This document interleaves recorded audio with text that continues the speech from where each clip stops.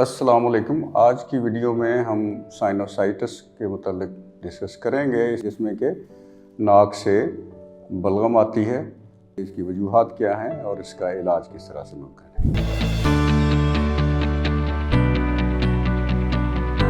मैं डॉक्टर मोहम्मद रियाज हूँ, professor of ENT at continental medical college. तो साइनोसाइटिस की बेशुमार वजूहात हैं। नाक के अंदर कोई भी ऐसी चीज़ जो साइनसेस के मुंह को बंद करे, क्योंकि साइनसेस नाक में आके खुलती हैं, वो तमाम जो चीज़ें हैं वो साइनोसाइटिस का बायस बन सकती हैं। मसलन किसी के नाक की हड्डी टेढ़ी है तो वो साइनसेस के जो ओपनिंग है उसको प्रेस करके उसको बंद कर सकती है। को बड़े हुए नेचुरल गदूदें हैं जो कि एलर्जी के बायस बढ़ जाती हैं, या इट्सल्फ एलर्जी जो है वो भी झिल्ली को उससे फूल जाती है, तो इस वजह से साइनोसाइटिस हो सकती है। इसके अलावा पॉलिप्स हैं, एबनॉर्मल पॉलिप्स।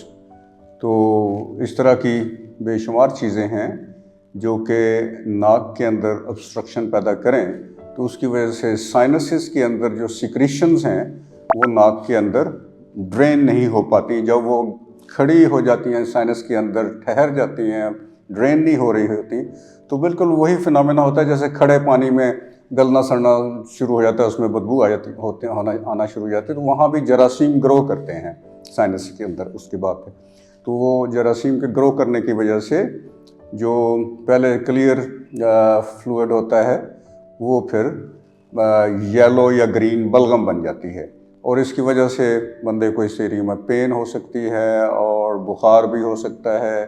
लगता है बाजार के खाने बहुत खाते हो। जी डॉक्टर साहब, मैं ये मेडिसिन प्रिस्क्राइब कर रहा हूँ, वो आप ले लेना। अब कोई भी मसला हो तो मरहम से डॉक्टर की ऑनलाइन कंसल्टेशन बुक करो, क्योंकि डॉक्टर से बात होगी अब घर पर। तो इसको ठीक करने के लिए सबसे ज़रूरी बात तो ये है कि जो इसकी वजूहात हैं उनको ठीक किया जाए। मसलन पॉलिप्स हैं तो उनको रिमूव किया जाए, एलर्जी की वजह से ये बंद हुई है नाक तो उसको भी उसका इलाज किया जाए, और अगर हड्डी टेढ़ी है तो उसको भी ठीक किया जाए। लेकिन इसके साथ साथ कुछ चीज़ें ऐसी हैं कि एंटीबायोटिक्स ज़ाहिर है, अगर इन्फेक्शन हुई है बैक्टीरिया के लिए एंटीबायोटिक्स देनी पड़ेंगी। लेकिन एक उसूल है कि जब तक साइनसेस की ड्रेनेज का रास्ता ना खोला जाए तो कोई भी एंटीबायोटिक्स इफ़ेक्टिवली काम नहीं करती।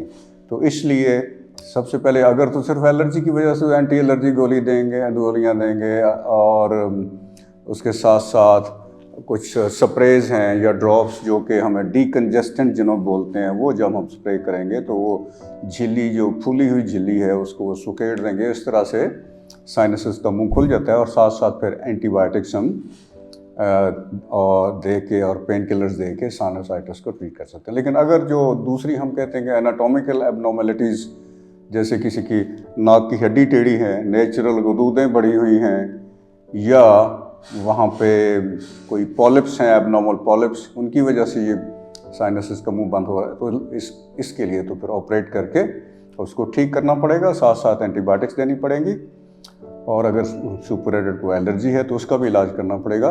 तो इस तरह से साइनोसाइटिस पे काबू पाया जा सकता है। इस टॉपिक के मुताल्लिक आपके जहन में कुछ सवालात हैं तो आप कमेंट्स में पूछ सकते हैं, और अगर आप मेरी अपॉइंटमेंट्स लेना चाहते हैं तो मरहम के थ्रू ऑनलाइन या इन क्लिनिक अपॉइंटमेंट ले सकते हैं।